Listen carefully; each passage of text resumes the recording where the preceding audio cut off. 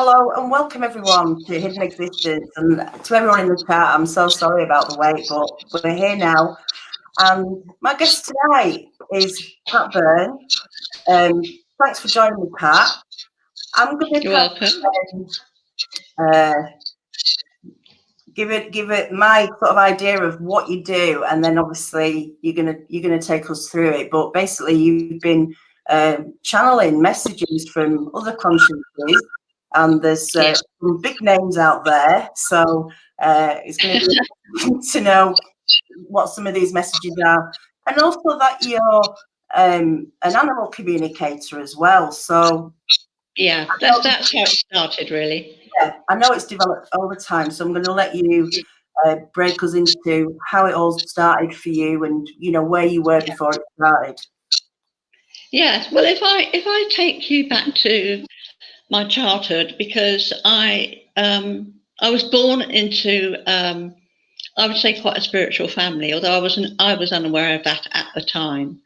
And my mother was psychic, and my parents had quite a ethical way of looking at life and spirituality. So that was sort of ingrained in me as a child. And in fact, in many ways, in later life, it put me off things like meditation, because we were encouraged to do that as children. I found it extremely boring. So, there's good and bad in that sort of environment, but mostly it was good. And I always had an interest. I mean, in my 20s, I was reading things like Edgar Cayce and White Eagle. So I guess that all through that early part of my life, I was quite spiritually aware and seeking something. And probably for the first, I don't know, 30, 40 years or something, because I'm fairly old, was that I actually was more of a businesswoman. But my whole love in life had been animals. And so, when I was getting divorced, I decided that I was going to follow my passion in whatever way I could. And I got a job with a national cat charity, and which I enjoyed. I found it a bit traumatic, but it brought me into the animal world. And then I decided with another co-partner to open a cattery and rescue centre, do our own rescue. And what that taught me was that I became acutely aware when I was dealing with owners and guardians of their lack of real contact with their animals, emotional contact. And that led me to look at animal communication. I didn't do it for a few more years, but I had 8 years at the cattery. But it just made me think, what is the link between animals and humans, and how does it work? How can we improve it? How can we make it better? So I then took an professional animal communication course and started on that and concentrated on that probably for about 6 or 7 years. I'm just going to have a bit of water. And that I find absolutely fascinating. But what it did, more importantly, was, if you like, open up a channel to divine source, because whenever you're talking to animals or people who've passed on, obviously you have to connect, vibrationally connect to that source. So that was, I spent 5 years doing the animal communication. I started teaching people how to connect with animals. I ran workshops. And what I didn't realize at the time was that through consciously doing that work over a period of years, that I then received a message from St. Francis of Assis quite spontaneously. I wasn't seeking it. When I was going to sit with a student who was having problems doing her animal communication. And he gave me the message that he would be sitting with us to help her over this fear that she had of actually making the communication. And so what then happened was that, because I'd opened up to other people, was But I then received a message from Jesus Christ. And then ultimately, a couple of years later, the God Spoke to Me book came through quite spontaneously. That takes you more or less to where I am at the moment. Well, let's go back to you receive a message. How is that? How does that happen? And what did you think at the time? How did you deal with it? How did you? Well, I was a bit surprised, to be honest. I was surprised when the first one came through from St. Francis, but it seems so. It's almost in the same way where people write poetry and they get a download of poetry. You hear a line, or even people who do songwriting, you hear a line. I mean, the first time I had channeling was quite a few years ago, and I'd been studying meditation, and I was going through a divorce, and the yoga teacher said, Pat, you really, why don't you meditate just for 5 or 10 minutes every morning, just to get yourself in a good frame of mind before you go out for the day, because obviously it's a stressful time. And I did that, and one day I was just sitting quietly, which is something, we don't often do. We're very busy people, and you have to come into the stillness, you have to come into the silence. And I was sitting there and I got, your pen is my pen. And I have to say, I thought, what on earth is that?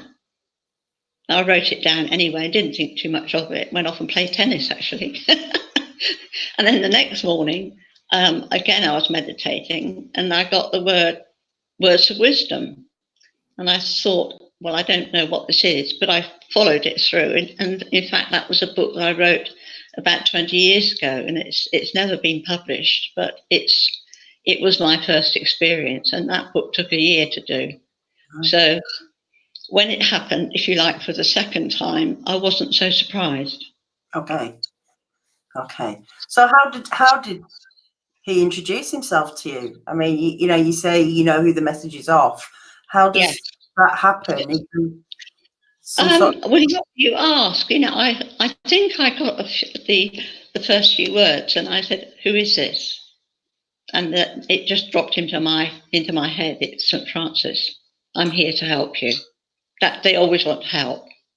Whoever it is, they're here to support us and guide us. And it is like literally something drops into your head. And when you get used to the process, it seems quite normal.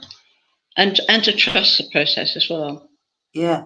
So what is words of wisdom about then? That sort of like how you got into it, or Sorry? The words of wisdom. What is that? That's a book you said that you wrote. Yes. It was. He covered a lot of different subjects, and it was really about us awakening. I mean, the God Spoke to Me is really, it's God Spoke to Me, the wake up call, and it's very similar in a way, except it's a little bit more up to date. The other one was written a little bit more old-fashioned spiritual. Do you know what I mean? Not Bible, but that. Whereas now the narrative is more of today's narrative, more up to date. So, in that sense, God Spoke to Me was more of a challenge for me, because most of the channeling I have done up to date are messages that are given to me. With the God Spoke to Me book, he said, I'm giving you the opportunity to ask me questions. So it became a two-way dialogue. Because that was, and the other thing that was different about it was, it dropped into my head, but the information was coming through so quickly, I could hardly write it down. I mean, it was terrifying, really. I think I wrote 32 pages in about half an hour. Wow. And it was early in the morning, and I'd had to go out for the day, and I kept thinking about it all day and thinking, did that really happen? So I went back home and read it, and then I had to type it up, which took much longer. And then I thought, and he said, this book's important, and and I thought, I've got to type it directly on the laptop. I can't, there's no way. And then it just got faster and faster. But then I wrote the whole thing in, the first channel version. It was done in just under 3 weeks. And that's 60, I think it's about 65,000 words. Right. Wow. So the whole tone of that book was completely different to the others. And it did give me a chance, to challenge some of the things that he was suggesting to me.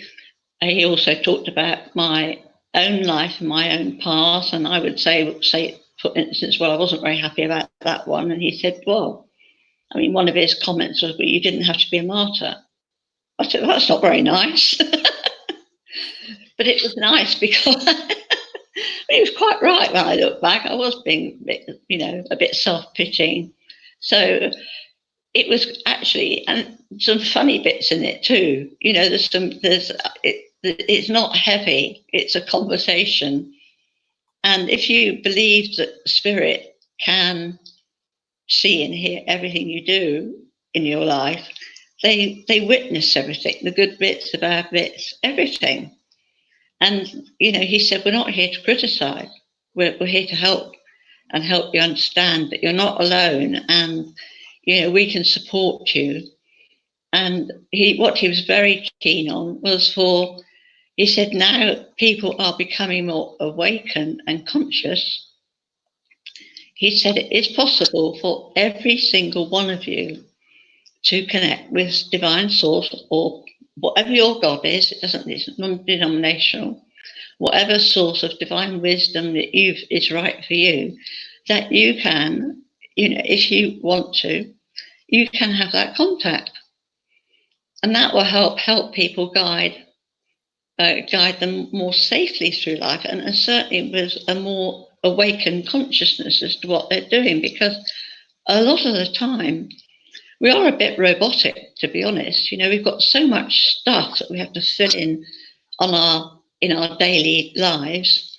Mums with kids, and if you look at people's lives, they're practically on the run all the time.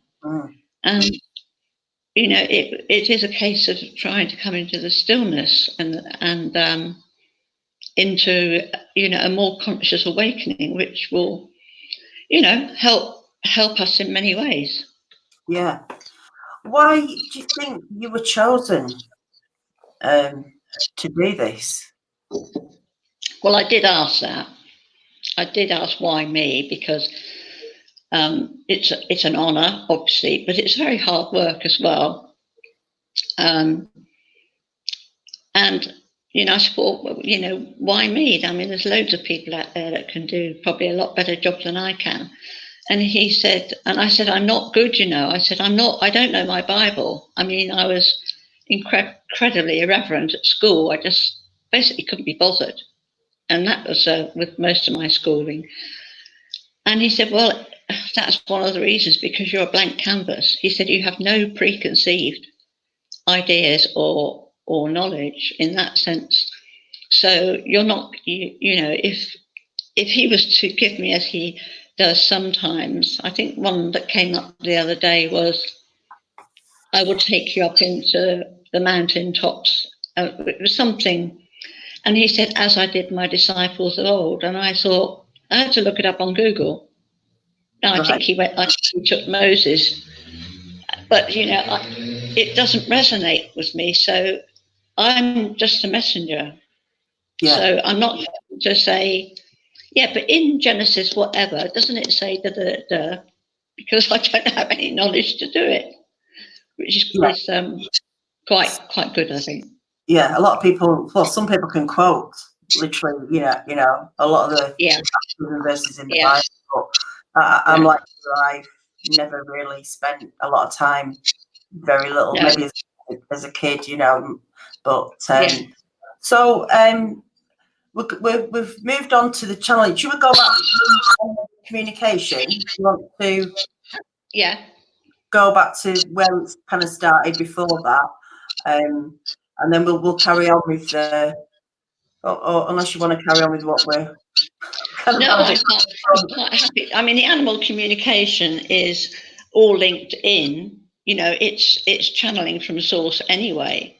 So, you know, the animals are now playing a big part on the world stage, and they want to bring their wisdom to the human race.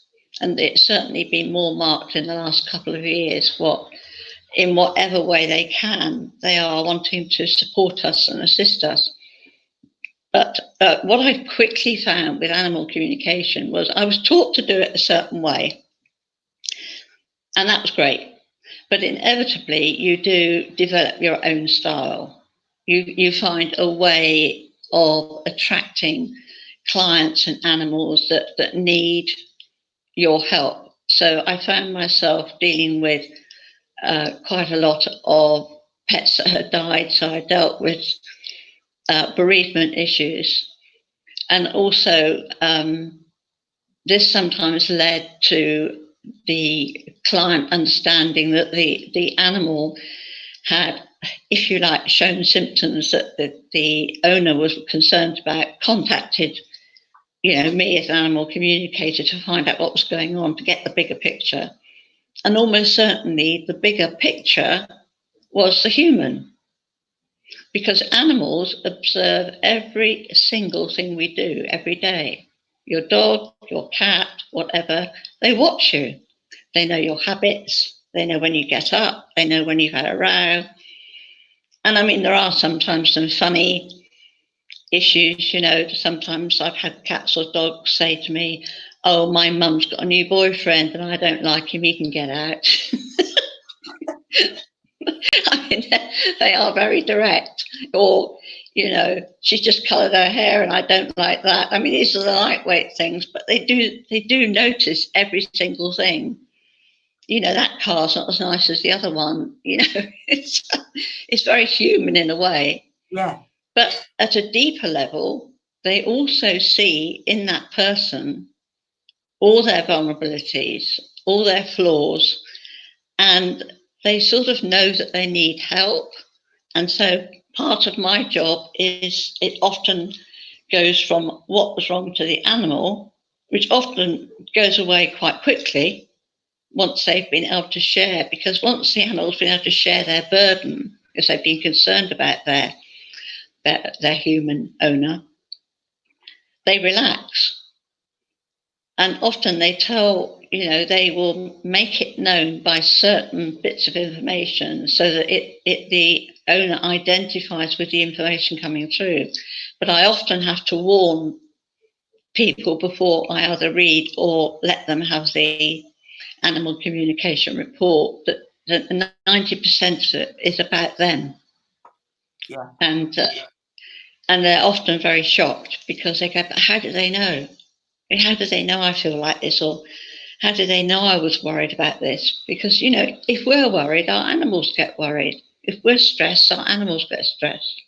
So in that way, they're quite remarkable, really, in the way that they are able to demonstrate. And it's another way to help people understand more about where they are in life as well. It's just another vehicle. It's another way in.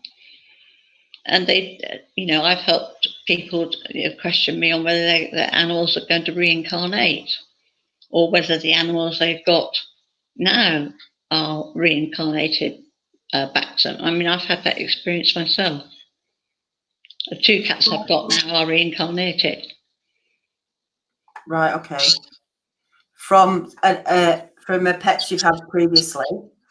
Yeah. Okay. I lost 2 pets in rather difficult circumstances. They both died in a fire. And I seriously have to be honest, at that time, this was before I got into animal communication, it did shake my face, because I was really angry and very upset, you know, both. Like, you know, I'd been through quite a tough time. That was just like the icing on the cake. Yeah. It was like, right, well, I'm done with that then. You know, it didn't last long, but there was certainly an element of that. And that's devastating, isn't it? You know, Sorry. devastating losing a pet anyway. Yes, yeah, it was very sudden. I'd made a move to Devon for a new start, and I'd taken down my 3 cats, one of which had a heart problem, and I was concerned about her. And she died the first night I arrived. She died of a heart attack. Right. And then it was a couple of months later, the other 2 went. And, you know, there is a big question why. And I was very, very fortunate to have a good friend. I would say she was almost a spiritual mentor. And, you know, I said, "Oh, Wendy, why the hell has this happened to me? You know, I just don't understand it." And she was able, you know, she was a spiritualist, and she was able to explain it. She was older than me, and she said, "It's to open your heart." She said, "Because there's a reason for this, and later on in life, you will understand, you will find out." And I said, but why does it have to be so difficult?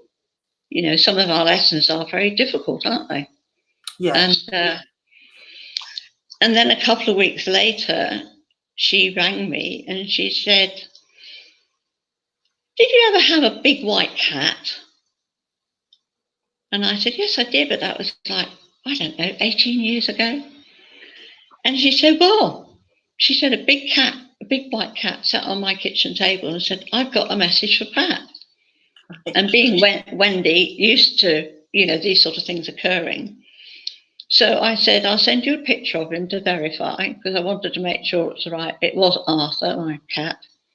And he gave me this message, and he said, "I want you to know that your cats are fine. It was their time to go.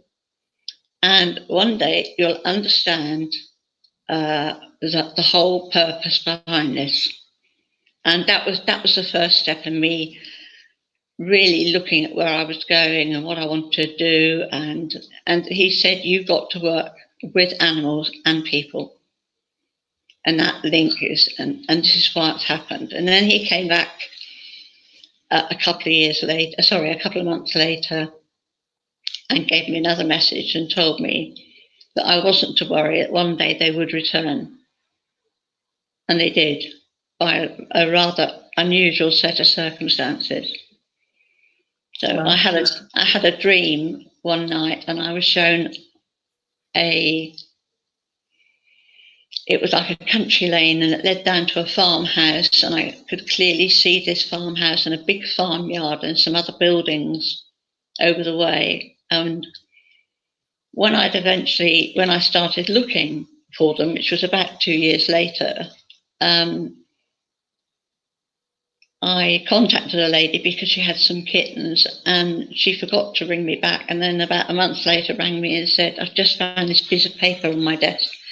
Are you still interested in these kittens?" And I said, "Well, I may be." And she said, "I've got one black and one black and white." And I heard myself saying, "I'll reserve them." Well, I've never done that in my life without looking. And anyway, I went down to see them. And I found myself driving down this country lane, and it was exactly as the dream. And when I got into the farmyard, this big Labrador came up. And I'd been told that there were cats in the barn in the dream. I'd forgotten that. And this Labrador came up and wagged his tail. And the farmer's wife came out and said, "Oh, he's such a pest. He keeps going over the barn and eating the feral cat's food." And then I knew I was in the right place. Right. Yeah. So, you know, we were reunited. Yeah. Which was great. That's amazing. Yeah. I kind of think that too. I'd like to think I've had a few innings with the same, you know, yeah, or conscience, I guess. So is this, what's the project that you're doing? And the dog, is it Mishka? Is that connected to the animal communication? Mishka was actually a case study, so I wouldn't be able to talk about that. Oh, okay. Sorry. Yeah, that's all right. We'll forget about that then. So give me some. A lot of people are saying that they think their dog. Someone said in the chat that they think their dog. I'm sure my current dog is actually my previous dog. Come back to me. Yeah. Squatch, Australia. Yeah. And some dogs are really healing, aren't they? Oh yes. Yeah. My dog will lick the exact spot where it's inflamed. And yeah, my dog that I just lost literally 4 weeks today, he was like a magnet to my eczema. You know, he could just sniff it out of 2 dogs, and one wasn't really interested at all, and the other one really was. So yeah, some animals are detected when their owners have cancer. You do hear about that, don't you? Things like that. So that's quite, yeah. So what other animals have you? What sort of types of animals have you worked with? Just cats and dogs, or mainly cats, dogs, and horses. And I did have quite a friend of mine had a horse, and not long after I'd done my animal communication, and said, "Would you like to?" I think, what happened there? Oh yes, he went lame, and so she had the vet in, and then to really get our attention, he went lame on both front legs, I think it was. And so she said, you know, could you do a communication? And this horse was really interesting because he was had quite an attitude, actually. Used to make me laugh, you know, because I mean, occasionally I go and visit him in the field with his friend, and he said to me, "I speak to you enough," and he just run off. He didn't want, you know, I come and say hello, and he just like, yeah, I speak to you all the time, and just canter off. But he also was a channel. He told me he was a channel for the Indians, you know, the what's they call it, the ancient Indian tribes. Right. And he started to give me messages via them, and it was all about how we treat horses and the freedom of horses, the freedom that horses lack, you know, and how they're treated. And generally, and he was a bit of a spiritual warrior. He did give some very interesting insights into the horsey world.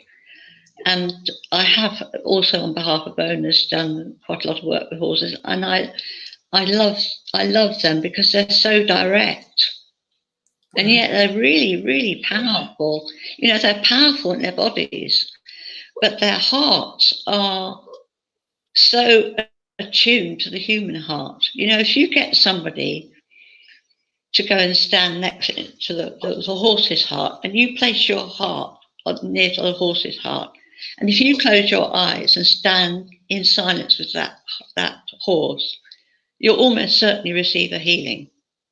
Wow. They are amazing healers, and that's all they have to do. If we can be still, their company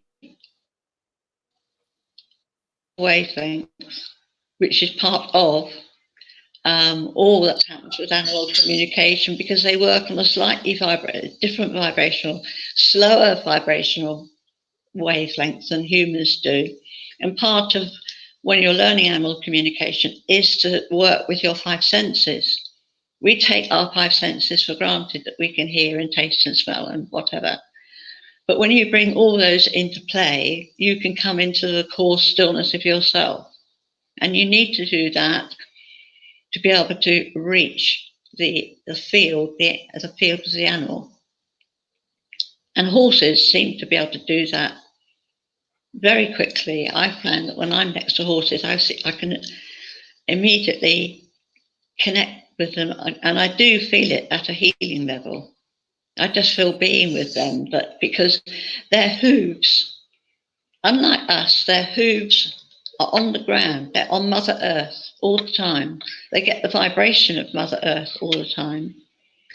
And in fact, you know, it's good for us to walk on the earth barefoot, so that we can get the healing vibration of Mother Earth.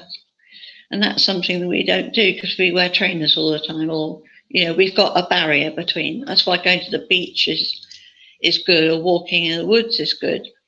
But if you take it one step further and actually bury your feet in the earth, it does help ground you, because a lot of us are ungrounded, and animals help us to ground. Yeah. They're quite sort of, just look at a dog. Joanne and I, as I think I said, we go out walking, and the dogs are just amazing because they're joy on four legs. Yeah. They run up to you, don't they? Unless they're ill or anything, but they run up to you and their eyes are bright, and then they're in the water and they don't care what they do. They don't care looking silly. They're just out to have fun. So it's the owners that are miserable, or can be. Yeah. But, the owners go, "Oh, God, take the dog for a walk." We've all done it. It's like a chore rather than enjoyment. But when it gets a bit warmer, obviously I've only got the one now, but I go down to the beach every night, for sunset, because I like photography. I do a lot of sunset photos, and I always take my shoes off and socks and whatever I've got on, and just get on the sand and get your feet wet and get grounded, and it does feel good. It does feel good just to be. So, can you tell us any messages that you've had of some of the animals without, divulging too much, or examples, the kind of things that they might say or have said? It's very interesting, actually, because fortunately, probably for clients who might be listening, I forget everything because I have to write it down, because it's channeled, so it whizzes through me, and I don't retain a lot of it. But I think all I can say to you is that every single reading is totally unique. And although you might say, they pick up on owners' habits, because they're so unique and insightful, I think what I would say, the thing that I admire them most for, is the way that they get to the heart of the matter. They get the emotional heart of that person. Because say, for instance, somebody is grieving for a dog, like yourself. Everybody goes through, a tremendous amount of grief, and it's not often understood how much people grieve when their animals die. People say it's only a dog. It's not only a dog, is it? It's a person. They spend 24 hours a day, or sometimes, in close proximity. They become part of your life. And I think that, the most important thing for the readings is being able to highlight to the owner the impact that they can have on their animals through their own behaviour. And that's probably one thing that's really important. So if you've got an owner that's stressed, you'll have an animal that's stressed. If an animal's at the vet and it's stressed,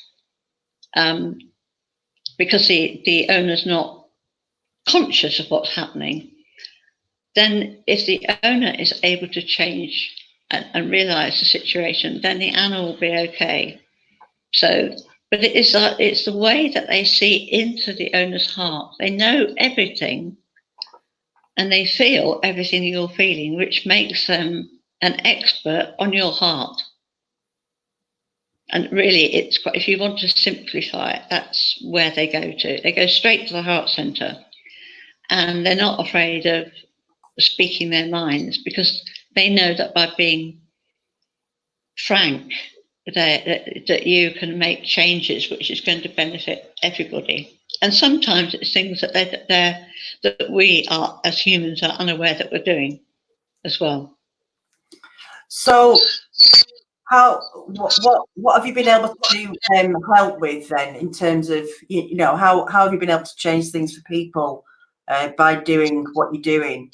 I think bringing that awareness to them. I'm just trying to think of a situation. I'm going to make one up, but it has happened with obviously, in life. But say, for instance, you've had an animal for a number of years, you've just gone through a divorce or a life, an illness or something life transforming. And you may have moved house, you may have got a new partner. So fundamentally, your life has changed. You may have gone out, started to go out to work again, left the dog at home, or, when life hits us with different things, obviously our circumstances change. What often doesn't happen is that the animal's welfare and emotional well-being is not taken into account, because obviously we're so busy going through our own stuff that sometimes we don't realise what we're putting on the animal.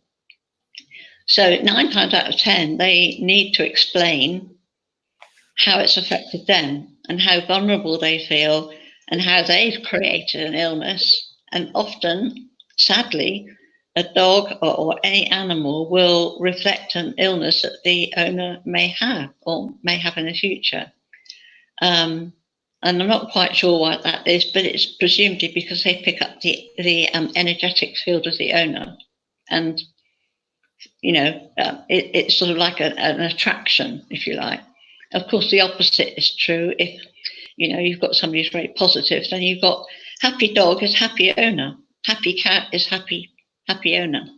When I ran the cat, it was very plain for me to see the owners who were laid back and loved their cats and weren't worried. The cats would sit in their bathroom and go, "Hello, nice to see you again."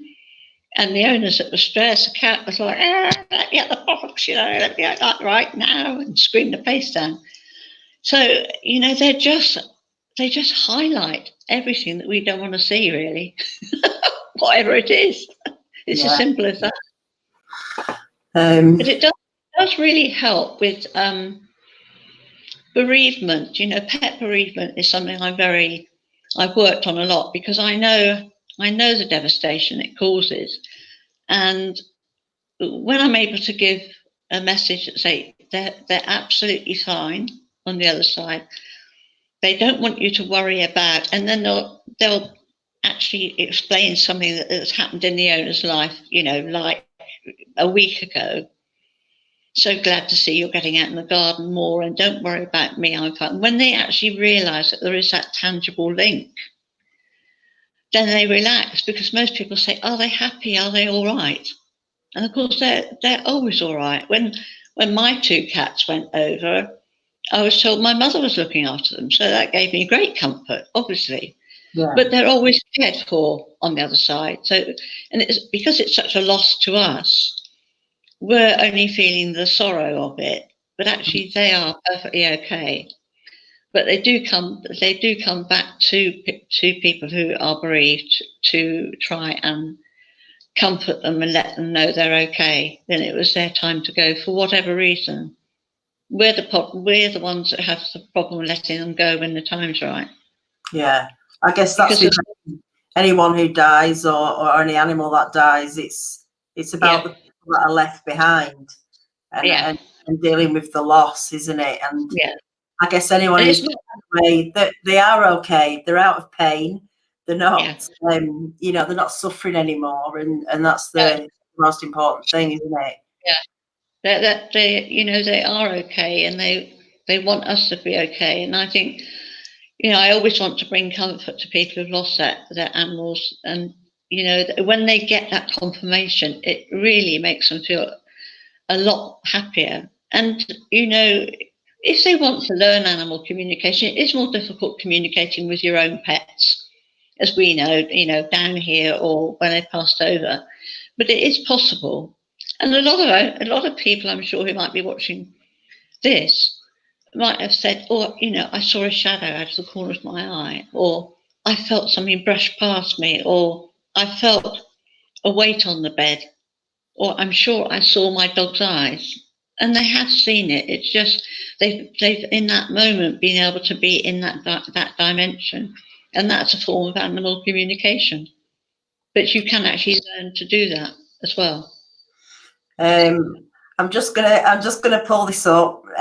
No, a dog isn't a person, like Pat said, but I think we mean more like it's a being, isn't it, of some sort. It's a being. It's a soul. It's Yeah, no, a dog isn't a human person, no, but they have a personality in their own right. Yeah, so we'll just clear that up, and then we've Perhaps got. I said it wrong way around. Yeah, well, like six. I know it just came up a couple of times. I thought, okay, let's just. So, what can you tell me about the candle of love? The what? Sorry. The candle of love. Oh, the candle of love. Yeah. This is a very new thing that's come through. In the middle of last year, I got contact with Mary Magdalene. So this was a new channeling for me. And very briefly, what was said was that Mary Magdalene, as many of you are probably aware, was connected with Jesus and was considered to be Jesus' partner or wife, or whatever you want. But they had a very close relationship, and obviously still do. And I believe, again, not knowing my Bible, but I believe that Mary Magdalene, she was a hugely compassionate woman, but it was like she wasn't recognised for her skills. I mean, Jesus obviously recognised her skills. And now he's saying it's time for her to shine, and it's time for her to be in the forefront. And so I had this sort of joint message from both of them, and he was saying it's Mary Magdalene's time now. And it's also about the divine feminine and the divine masculine. And there's parts of it that relate to the twin flame journey. Now, I'm not an expert on the twin flame journey, and so I don't want to say too much about that because it's pretty new. I've heard of it, but I have no personal experience of it. So, but what she was saying was that the one of the problems in the world is the balance between men and women is, often not in balance. And now it's a time for, you may have a very strong male-orientated woman. I was certainly of that ilk when I was in business. I had a very strong male energy. And it's about balancing the male and female energies for both of us. So whether you're female, I'm trying to get more feminine, if you say, and through the channeling, that certainly has happened to me personally. And men, I think, often find, they feel a bit lost if they're allowed to show their feminine side, because sometimes that doesn't work with women, So Mary Magdalene was talking about that balance of female and male energy in all of us is now becoming more apparent, more important for the balance as a human race. So, if men and women can live in harmony, not just in a personal relationship, but, we work with men and women all the time, don't we? And it's just that whole harmonious. And then she started talking about the candle of love, which I didn't quite get. But what she said was that within each heart there is a flame of love. And she said it's called, we refer to it as the candle of love. And the candle of love resides in each and every person. But it's not often allowed to be let out or even to be shown, because most of us will wear a protective layer. We go to work, we have our work persona on, which is a form of protection. In our relationships, we're very protective, especially if we've been hurt, which most of us, everybody goes through that.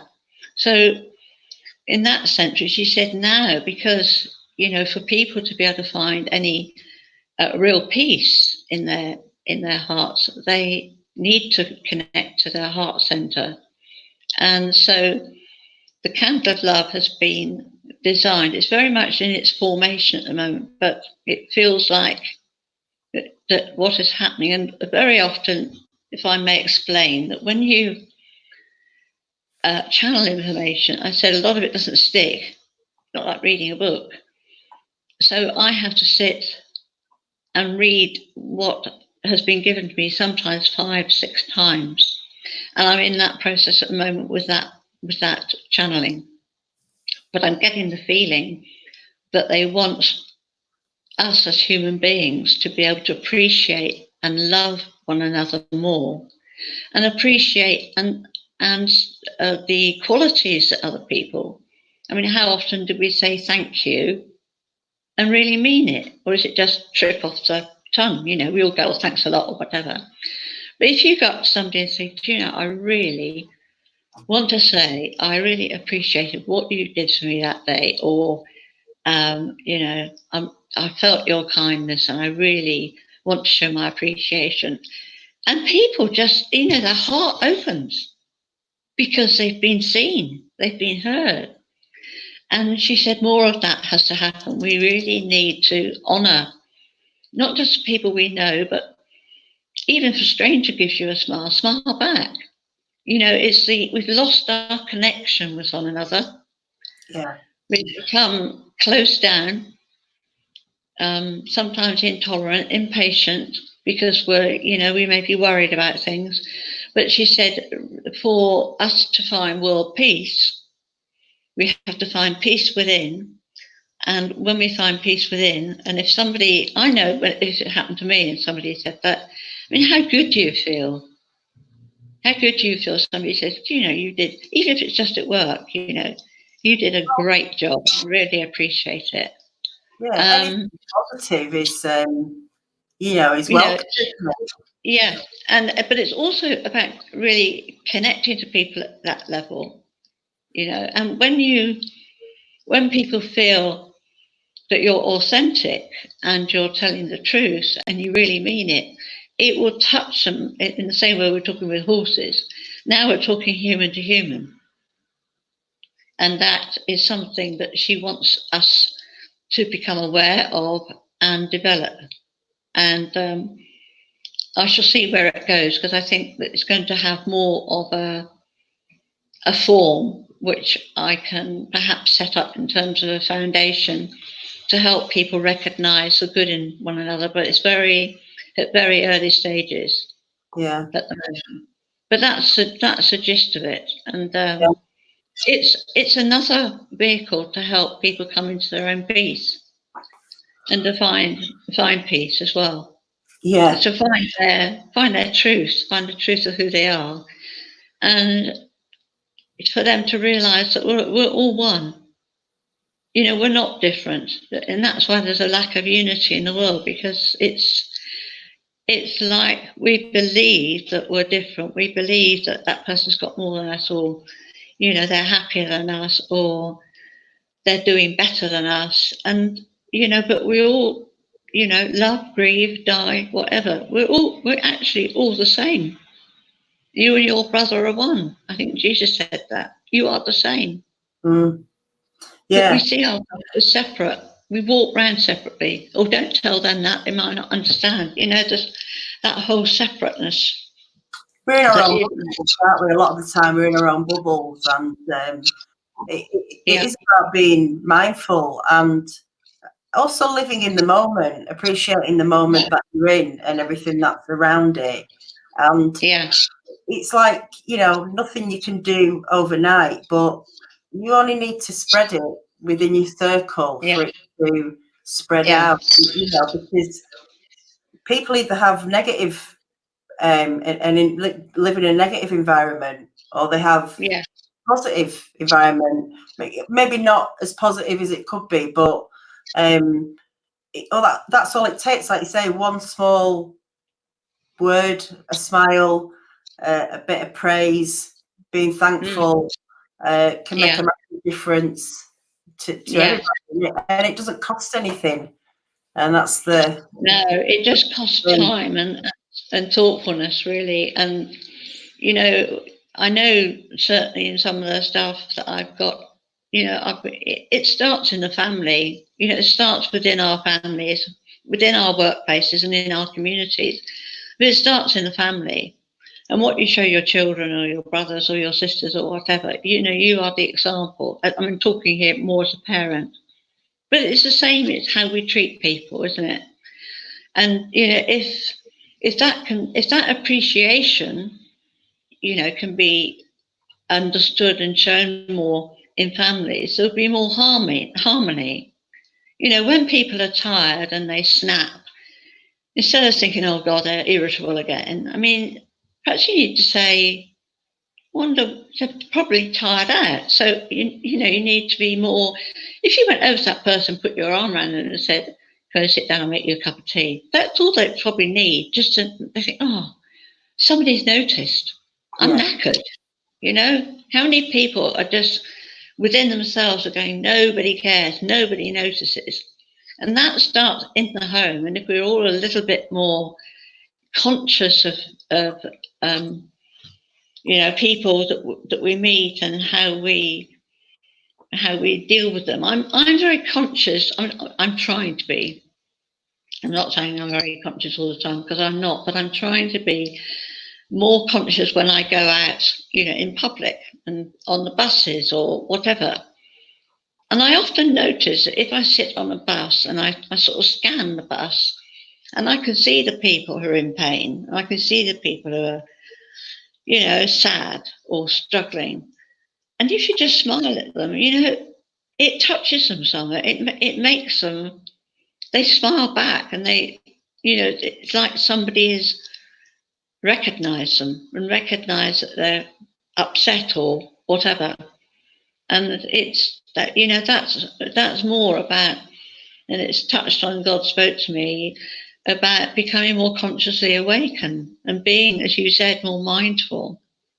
And mindfulness takes us into our, being mindful of our thoughts, our words, and our words become action. So what we think, we tend to, you can spit it out, can't you? Quite easily. Yeah. If you're not careful. So, yes. What I find is that we think we're very busy all the time, but we actually waste a lot of time not using our time very well. And I think there is time to be mindful about everything that you do. I think you can do it. I'm not saying I've pulled it off yet, but I've tried to do it.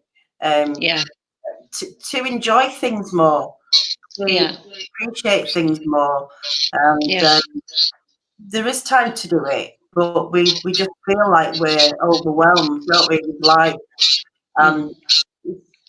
We can step back. I think we can step back and go, I'm not going to do the rush. I'm just going to do what I can do. And I think, there's got to be a purpose for us being here. And if it's just to be rushing around all the time, I can't see there's much enjoyment in that. If you're just going to, peg it at the end of the day and not get anything from, there's clearly a deeper aspect to us all, and out there. There's stuff going on, and I want to know as much as I can of it, and get access to it all as much as I can. It's very important to make time for yourself, and I know that sounds trite, and everybody says that, but and I know it's difficult for people who've got to get kids off to school and all that, but if you can just, whatever it is, but if you can just say to yourself, I am going to make at least 15 minutes of today is going to be for me. And that might be reading something that I love, meditating, listening to some music, just going for a walk in the park nearby, even in your lunch hour, instead of sitting at your desk eating your sandwiches, get out, do something different. And that's like taking charge of your emotional and physical health. And that's a form of mindfulness. And if you go back feeling refreshed and happy or happier, it will make a difference to the people that you're around. But we do have to put some effort into it. And it's only when we become, don't you, when you're in a bad mood, and you sort of say to people, don't come near me, I'm in a bad mood. I mean, well, that's, it's a good idea to warn them, but what about trying to change the mood? It's much easier to be grumpy, though. Yeah. But it's again, it's the effect.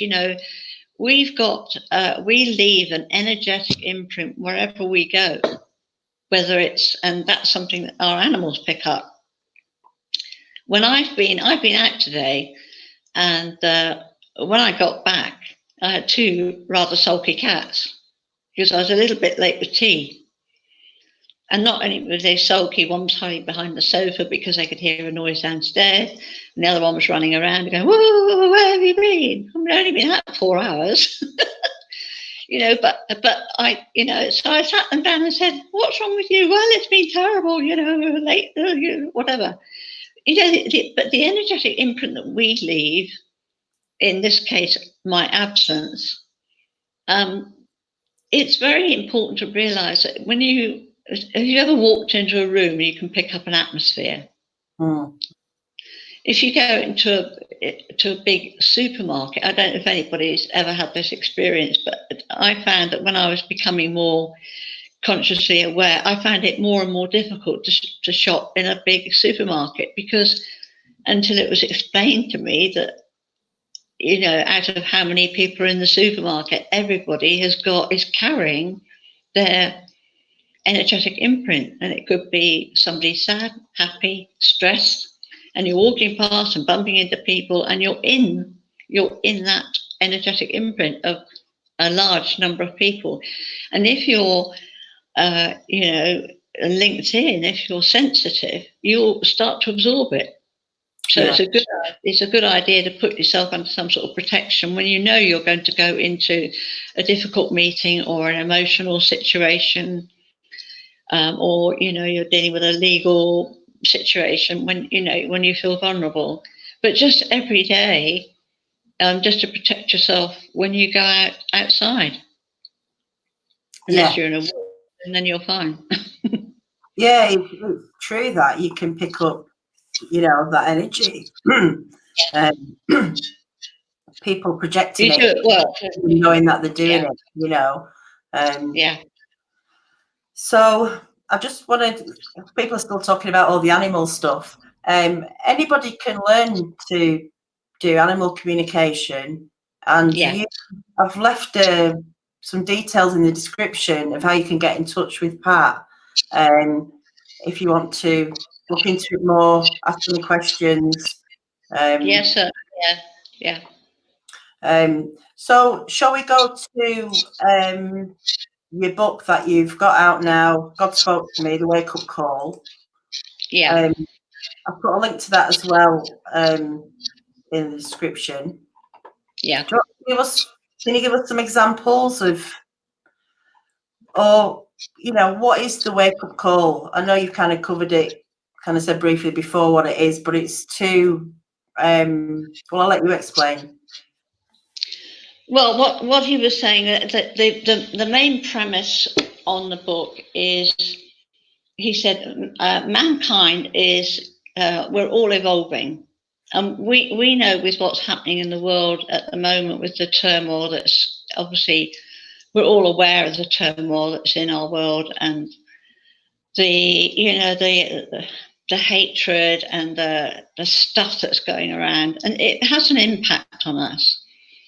And he said a lot of that is to help us wake up and become a bit like we've just been talking about, become more conscious of our actions. And he said it really is time for you to get to the truth of who you are. And not many of us want to dive that deep and find out, acknowledge, our faults and perhaps things that we've done in the past that we regret. And although he's not an advocate of that, he said there's no point in that. He said you did your best at the time, and the divine source love us. They love us unconditionally. And he said that's something that you've got to learn as humans, to love others unconditionally. Because as we said, you're all one. He said, but you don't see that. So the book is really bringing people into that awareness of self-love and forgiveness, and finding the truth of why we've come here. We've all come here with a soul's purpose. with a mission to accomplish, however small. It doesn't have to be big, but he said that whole awareness and bringing yourself into a conscious awareness of who you are as a person. He said, because it gets covered up, it gets stamped on by other people.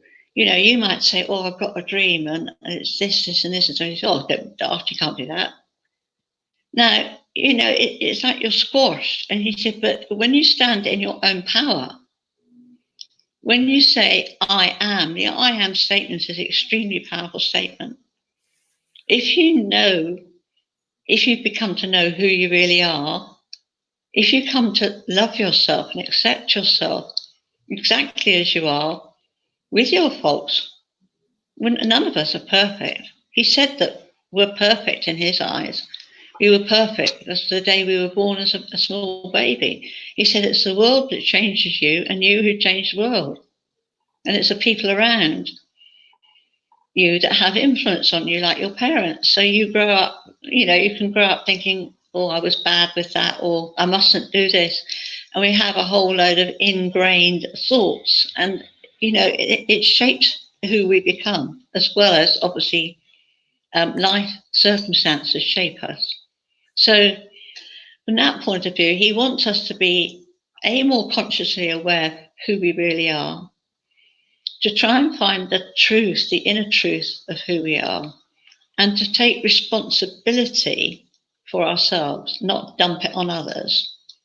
My words, not his. But that was the gist of it. And when we do that, I mean, one of the things he said was, we'll just use our rubbish situation, you know, that we have, where we just leave our rubbish everywhere. Yeah. And he said, you know, you dump the rubbish, so you have to pay somebody to collect it. And he said, my advice to you is to clean up your own backyard. So before you go off criticising somebody else, you know, are you that perfect? And look at the areas where you need to accept, you need to grow and accept responsibility and do it. And he said, if you don't like something, and, you know, I mean, I'll give you an example of somebody who moans about the dustman being late over the Christmas period. You know, oh God, they didn't come there 2 days late, or whatever it is.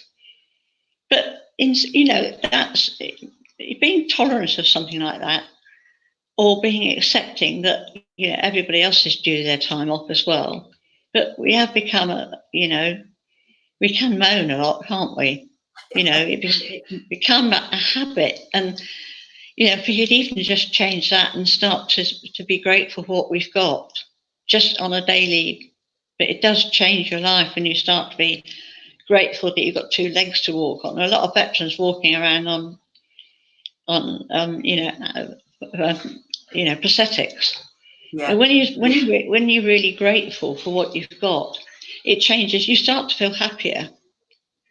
And so he really wants us to self-examine ourselves and become more conscious, not only of ourselves, but how we affect other people, our energetic imprint on other people. And he said, rather than moaning about something, or rather than, you know, saying, oh, I'm going to get onto my MP and do it, he said, why don't you just take some action yourself? Why don't you do it yourself? So if you don't like your litter in your street, why don't you clear it up? If everybody cleared their own litter up.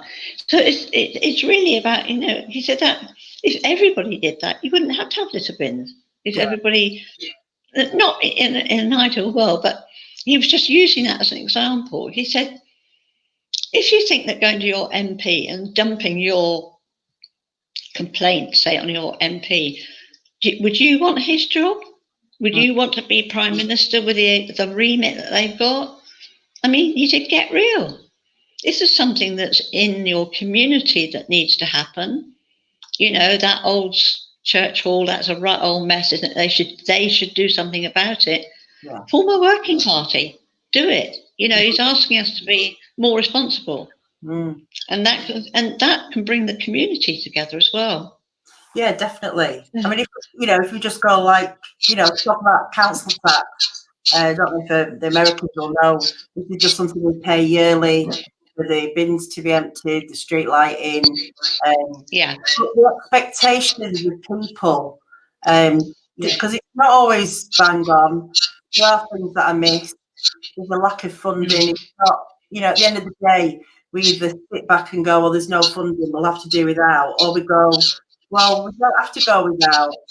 Because before council tax and before community charge, whatever you want to call it, we were a community, and people were, before all the town halls, people were pooling together, and just because we're paying for these services doesn't mean we're not part of that community for the environment that we're in, and we're more capable of making our towns and streets much safer and cleaner. And you know, if we really pull together, it feels like we've, you know, there's a lot of the I'm entitled mentality in people, and really we're just lucky to live where we are compared to some places, and that's you know, another thing. We're so lucky to live where we are. If we can't suss this out, then there's a problem, isn't there?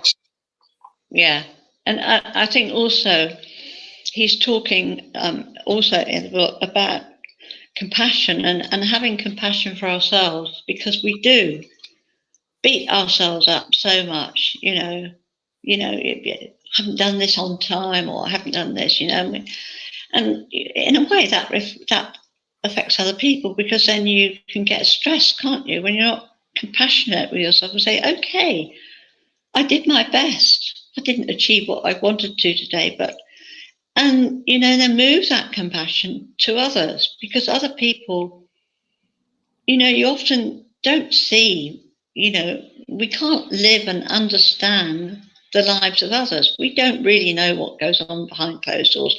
We make judgments and say, oh, he's a miserable old so-and-so today, isn't he? You don't know what went on that morning, what news they might have had.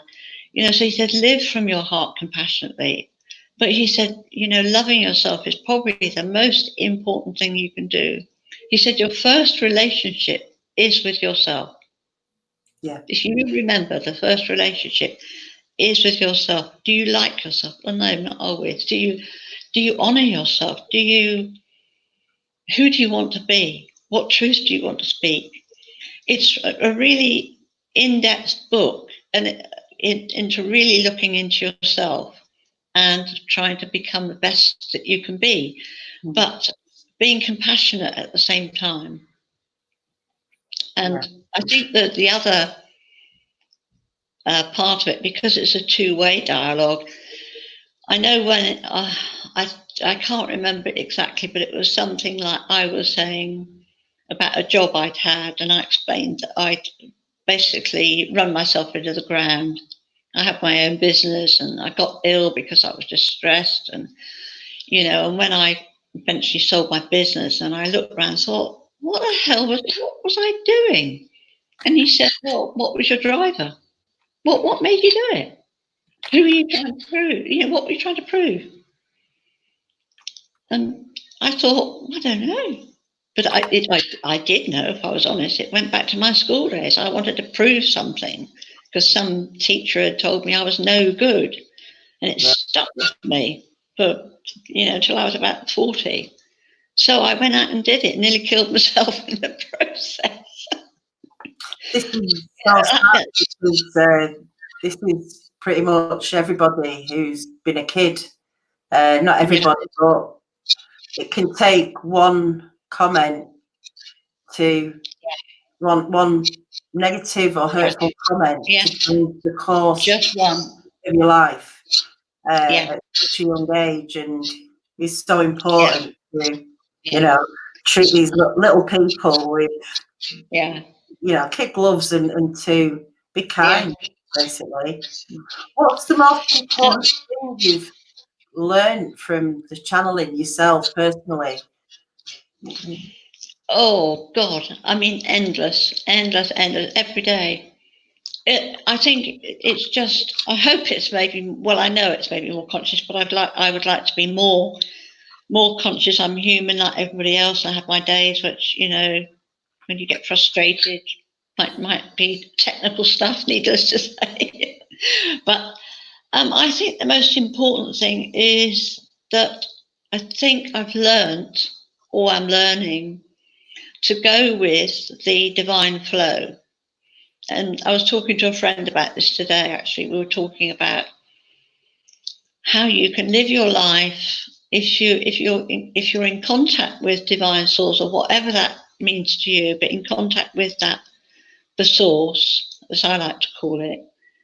And even if you don't understand sometimes where your life is going, but trusting the process, trusting the divine creative process, because very often as humans we put a time scale. I want to do this by that time, and then I feel I will have achieved something. That's one of my things anyway. So I've hopefully become a bit more kind with myself and more willing to go with the divine flow. And I find when I do that, that stuff starts moving towards me instead of me having to make it happen.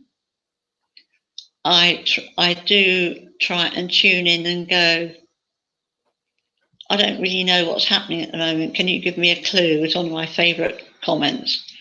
And sometimes I get something and sometimes I don't. And I go, okay, so you're not going to give me an idea. And then it's almost like, well, work it out for yourself, because there's sometimes when I know it, but I don't really want to acknowledge it.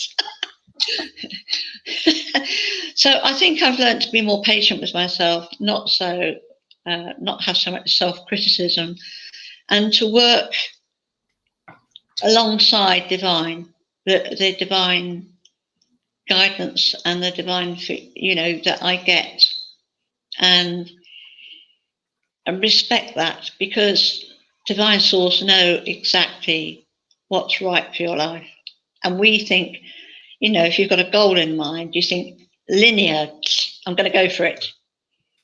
But sometimes there's lots of little twists and turns along the way. And rather than rebelling against it, which is probably the first way I used to think, oh, I don't like the look of that, I now go, okay, let's just see what happens.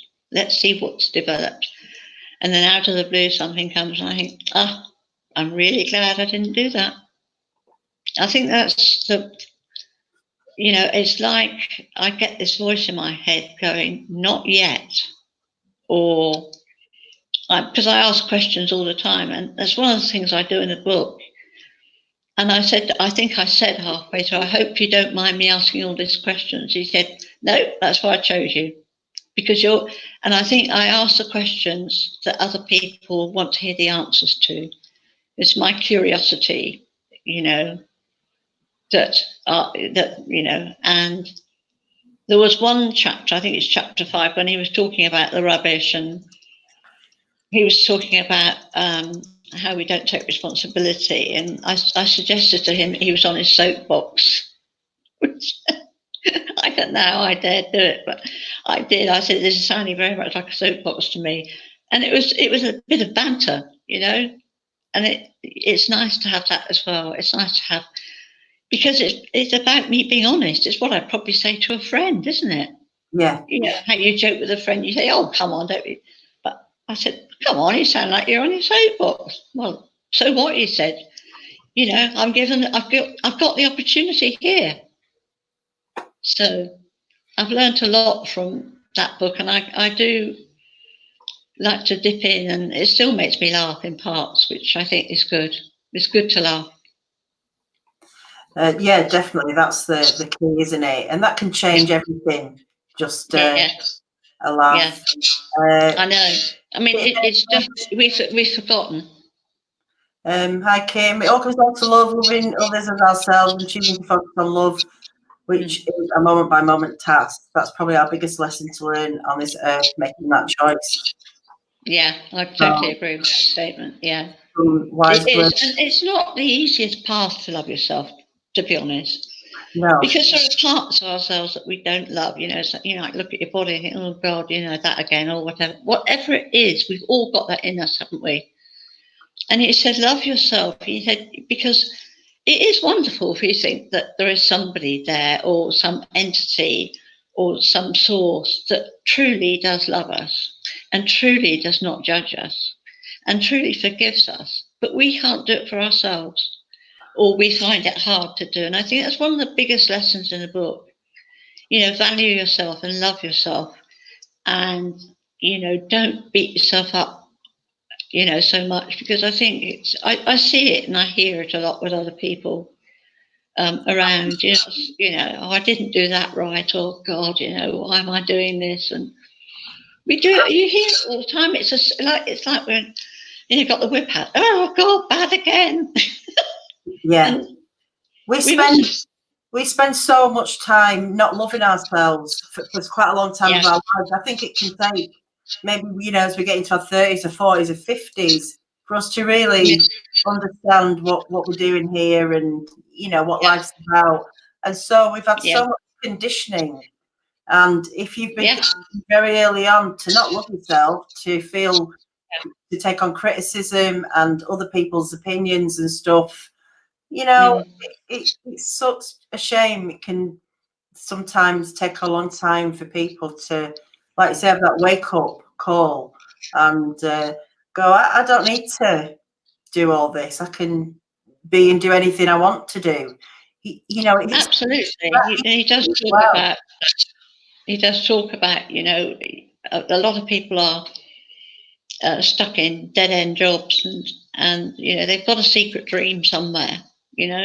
I've always wanted to be. I used to have an employment agency, and I remember saying to, especially some of the younger ones that came in, only I want to register for work, and I'd say, what do you really want to do?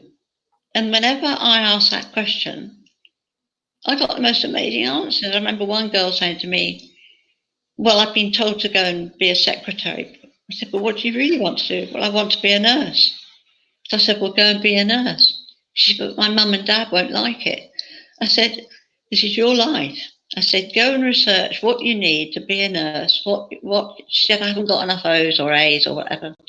I said, it doesn't matter. Start the ball rolling. Go and research. Find out what you need for college or whatever you need, and take that step first. And tell your mum and dad that you're going to do it. And that's what he means by taking your power back. Yeah. Because I said to her, if you go on and become a secretary, like your mum and dad want you to do because it's a safe bet, I said, you'll be a secretary for 8 or 9 years. You'll hate every minute of it. And you'll end up training to be a nurse when you're 30. Isn't it better to do it now? And she went, yes.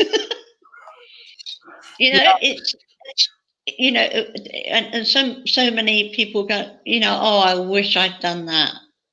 So for anybody listening on this channel, whatever you've wished for in the past, make it a reality now, because you can.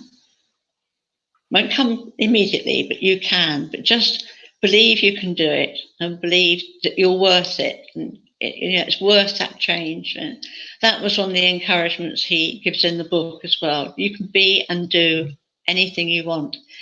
And we're so often put down by others' perceptions, and they're only perceptions of who we are. We know who we are. Yeah. But we hear the person say, oh yeah, but you're always so good at this, or you're always, always arguing, or whatever it is. I remember somebody saying to me years ago, you've always got an opinion. What's it? Well, he said, I've never known a woman always to have such an opinion. An ex-colleague. I said, well, I'm sorry about that, but I'm not changing. Yeah.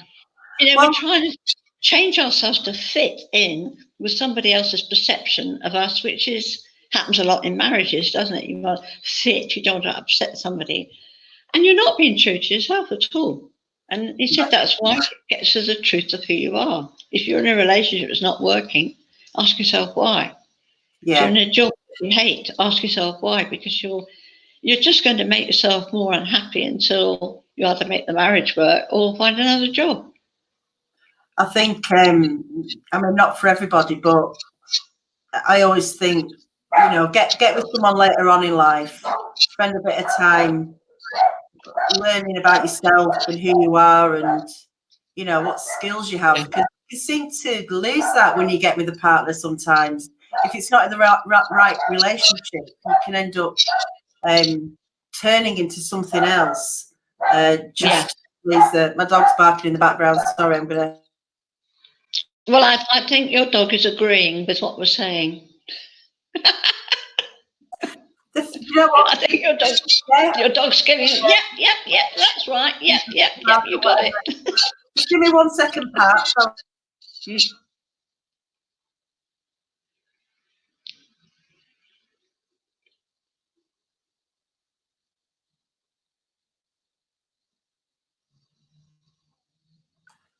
I'm so sorry about that. I have to. She's deaf, you see. I don't know what she's barking at for starters, and two, she can't actually hear me telling her to stop barking. So it's yeah, you know. And actually, often with deaf animals, and certainly I've noticed it with cats, when I had the cattery, when they're deaf, they actually their voice goes up an octave because they can't hear themselves. Yeah, she's so definitely louder. Maybe I don't know whether it's the same with dogs, but it may be. Yeah. Maybe that. So someone did. I can't find that question. I'm sorry. Pat, you said that if we said in the messages that if someone gives you if people email you, you're gonna send them a first chapter. Yeah, I can send them a chapter just related to animals from the St. Francis of Assis book that I've got. Which and so I thought it might be nice if they just wanted a taster. They can email me at the address patanimalcommunicator at gmail.com. Yeah. And if they just request a chapter, and then I'll send it down on a PDF. And that book's actually not that to be published, but just a little taster of what he might like to say. And I think that the one that I particularly liked, I think was called. I've got it here. Let me just have a quick check. Description if anyone's. It's called Equality. Okay. So it's about the balance between humans and animals, and the equality that needs to exist, which isn't there at the moment. So he's just highlighting that. So if anybody's interested in that, the balance of our relationship with animals. Okay. You're very welcome to do that. That's great. So you've got that other book out on Amazon. You've got another. Yeah. That's the first series. You've got a few lined up, have you? I have, yes. It's getting it through the production process, which can take a bit of time. I mean, the God Spoke to Me at the moment is in Kindle form, and I will be bringing out a soft cover at some point. But I need to revamp it, and I want to revise it slightly. So that's the only one that's available. But I'm very happy to if people.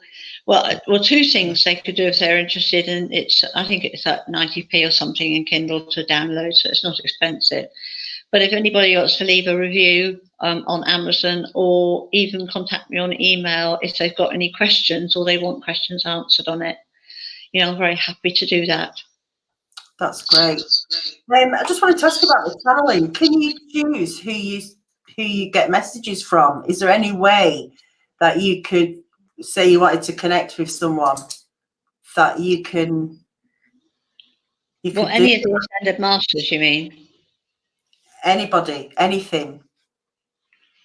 Sorry, I didn't quite understand the question. Did you say how they could connect? No, I'm saying when you're receiving your messages. Yeah. And can you actually choose who you receive a message of? Can you connect with someone? Oh, I see. So can I say, can I contact whoever? Yeah. Generally, it doesn't work like that. Generally, the messages come, and usually I'll know who it is because each one.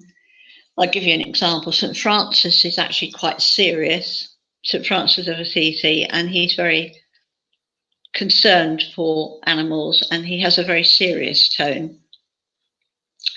Jesus is very, very, very compassionate and has a very soft, gentle energy, very easy to work with. Mary Magdalene, I'm just getting to know, but again, hugely compassionate woman. So that, I sort of can find that. I can sort of work out, but I do always ask for confirmation, just to double check.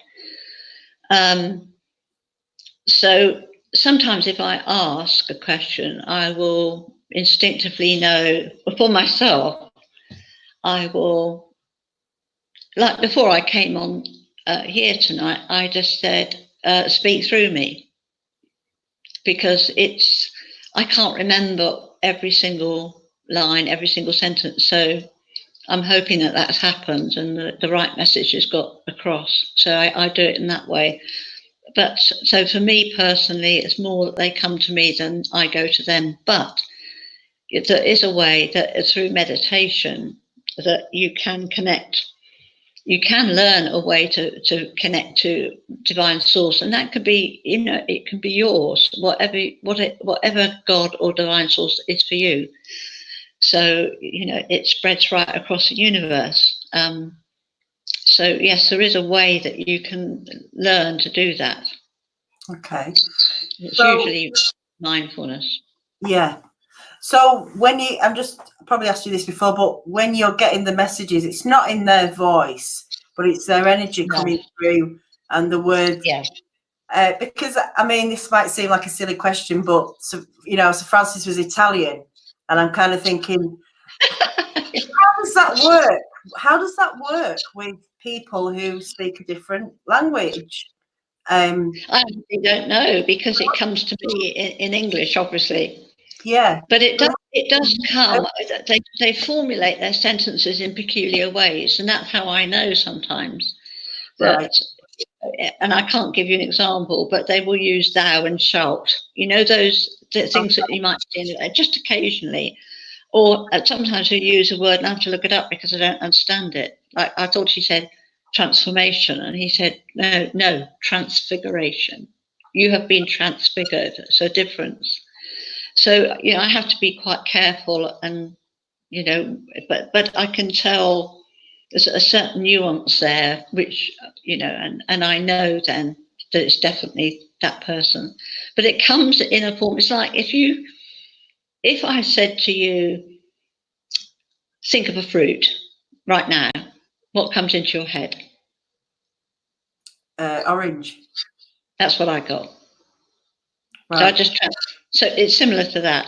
So I was able to transfer that thought over to you. Right. Interesting. So you got orange, and then if I said to you, for instance, what's your favourite flower? Well, you say it first. Daffodil. I was going to say iris. Oh, but you see what I mean? It's thought transfer. It's transferring it like that, yeah. And then because it is a discipline, and you can't do it. Sometimes they'll come through and I say, I can't do it. I'm too tired. Or I just don't want to do it in the middle of the night anymore. I don't always listen, but it literally is thought transference. And then it's not automatic writing, which is, like your hand just goes off. It's just, I get a sentence, I write it down. And then if I don't understand it, I query it. I go, or whatever, or I go back to it later. So it is something that the more you do, in the same way, if you do animal communication, you have to practice, practice, practice. It's like everything in life, isn't it? Yeah. Drive and practice, everything practice, and being available to do it and taking responsibility for what you do. Yeah. But everybody is capable. Yeah. Everybody's capable of hearing the still small voice. It may be, if you're doing meditation, a word just drops in. You may say, I don't know what to do about this, and you're driving to work and you think, oh, okay. You get help is there all the time, every single minute of the day, hour. He says, I stand beside you. I stand beside all of you. Yeah. You need help, I'm here. We're the ones. We've got to make the first move. We've got to say, we need, I want to make contact with you. And he said, I'm always here. The door's open. You have to walk through. It's tuning in, isn't it? Just because we're not tuning in doesn't mean to say the frequencies aren't there, and it's just learning how to do that, tuning in. You've got to come within. You can't. I mean, when you're used to doing it, you can sort of dip in and out a bit more easily because I'm used to it. So, but when you first start, I did it through meditation. It came, and it's like a signal. It's a bit like our internet signal. Sometimes it's weak, sometimes it's strong. But you know, it is there. It's there. It's like a pulse. It's there all the time, and we only have to say, you know, I want to contact. I need help. You know, but you've got to become still, and you know, to meditate, come into the stillness, shut your mind down. You know, the mind is, but you can't. It's difficult to shut it down, but you can learn. There's a process. And using your five senses is quite an easy way to bring yourself into a more still place. And in the book, there is a still point meditation, which if you want to read it out and record it to yourself, you know, record it on your phone or anything, you could just use that. It'll take you 2 minutes. Yeah. And if it's something, you find something that quietens you down, whether it's music, whether it's silence, whether it's stroking your pet, whatever it is that you know brings your vibration down to a slower level, then you're in a very good position at that point to ask for help or information. Mm. Got to still, you can't do it whilst you're thinking about what you're going to buy at Tesco. Exactly. Because we, you know, we're running around with a list and jumping from one thing to another. It's this thing about self-care and taking the time to be with yourself, to find yourself and find your truth. Yeah. But you have to make the effort. It's not just going to come. No. I mean, some people are very, very, you know, gifted and psychic and you know, but the majority of us, certainly in terms of our knowing our own truth, we have to sort of make an effort to find that and find the truth of who we are, and then start to live by the truth of who we are. Mm. It's an ongoing journey. Yeah, definitely. And something I'm going to try and do more of, taking more time out to sort of tune in with myself and, you know. Yeah. Well, tune to your own divine source.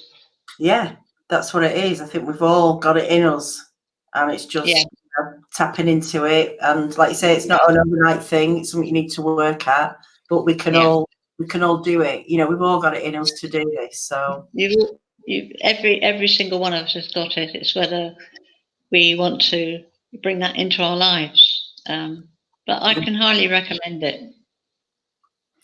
Well, I've really enjoyed talking to you tonight, Pat. We're too. Thank you. Sorry about the hiccup at the beginning. Don't worry about it. That's absolutely fine. So everyone, please, if you are interested, there's links in the description.